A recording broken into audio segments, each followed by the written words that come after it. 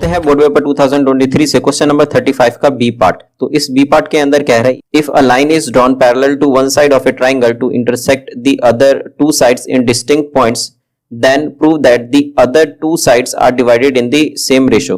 तो यहाँ पे इस क्वेश्चन का मतलब है कि जो एक्चुअली में जो चैप्टर 6 है ट्राइंगल, उससे ये थ्योरम है, बीपीटी थ्योरम इसको बोलते हैं, बेसिक प्रोपोर्शनैलिटी थ्योरम।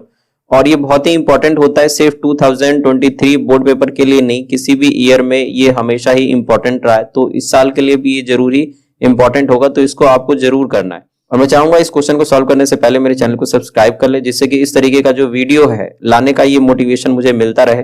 तो करते हैं इस क्वेश्चन को सॉल्व। यहाँ पे इस ट्राइंगल के अंदर कह रहा है कि एक जो डीई लाइन है वो इस बीसी मतलब जो थर्ड साइड है ये इसके पैरेलल है, और यहाँ पे जो बाकी के ये जो दो साइड है ये इसको डिस्टिंक्ट पॉइंट डी और ई पे इंटरसेक्ट करते हैं इस तरीके से कि ये AD अपॉन में BD और AE अपॉन EC रेशियो में डिवाइड कर देगा जो DE लाइन है जो हमको प्रूफ करना है।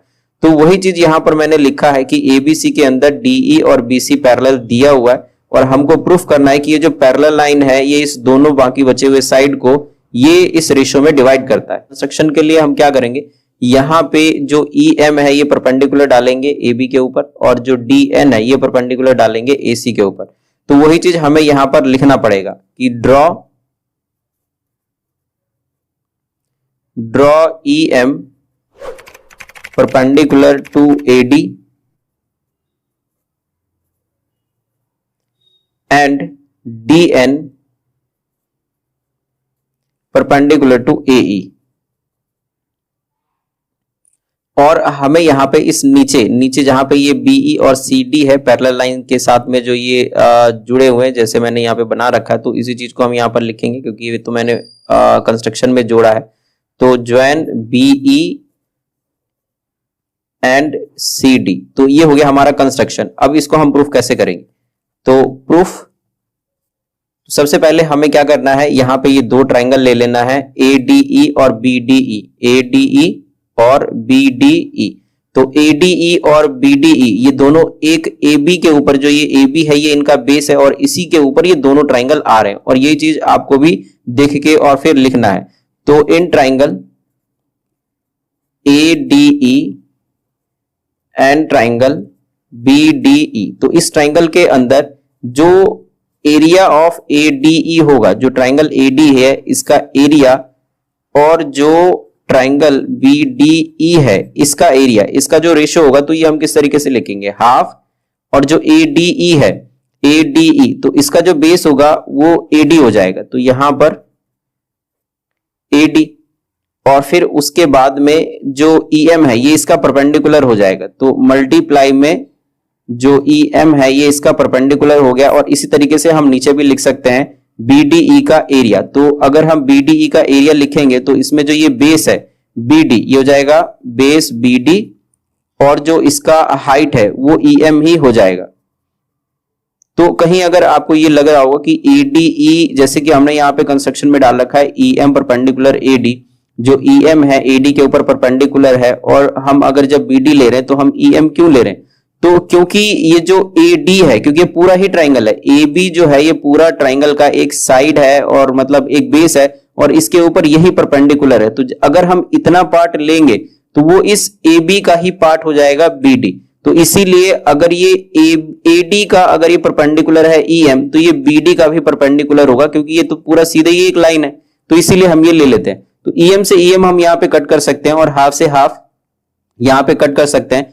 और जो हमने यहां पर ये चीज लिखा है, जो फॉर्मूला हमने यहां पर लिखा है, उसके लिए हमें यहां पर लिखना भी पड़ेगा, मेंशन करना पड़ेगा कि एरिया ऑफ ट्राइंगल जो होता है वो हाफ बेस इनटू हाइट होता है।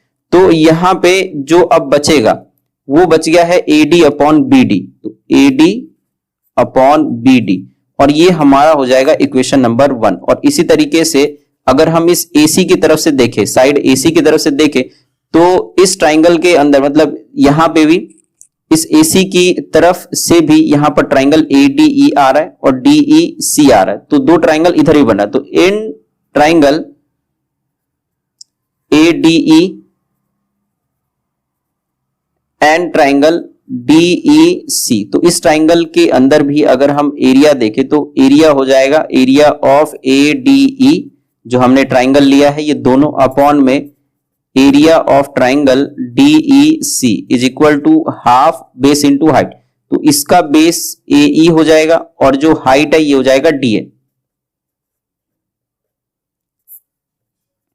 और सेम नीचे DEC के लिए हाफ बेस हो जाएगा इसका EC, और जो इसका हाइट है वो वापस से DN को ही हम मानेंगे। और अभी मैंने बताया कि ऐसा क्यों, तो DN से DN यहां पे कट गया और AE अपॉन में EC अब हम इसको लिख सकते हैं। तो यहां पे भी अगर आप चाहो तो मेंशन कर दो कि यहां पर भी हमने वही चीज किया है कि एरिया ऑफ ट्राइंगल हमने हाफ बेस इंटू हाइट किया है, तो ये हम यहां पर लिख देंगे और ये हो जाएगा थर्ड इक्वेशन। तो यहां पर एक चीज और है कि अगर DE और BC पैरेलल है तो इसके बीच में जो दो ट्राइंगल है BDE और DEC, इस दोनों का जो बेस है DE वो सेम है। तो अगर सेम बेस रहता है और पैरेलल लाइन के बीच में अगर दो ट्राइंगल बन रहे तो उनका जो एरिया वो इक्वल होता है, ये थ्योरम है।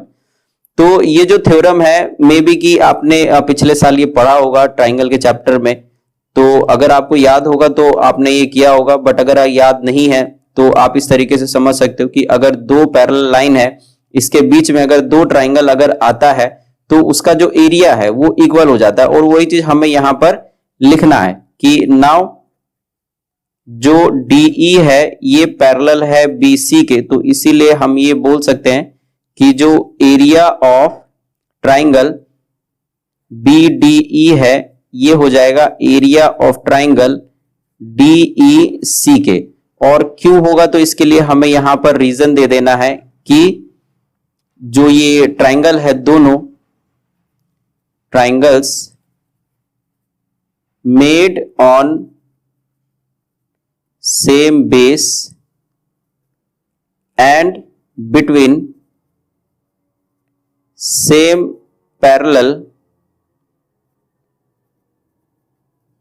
Have equal area.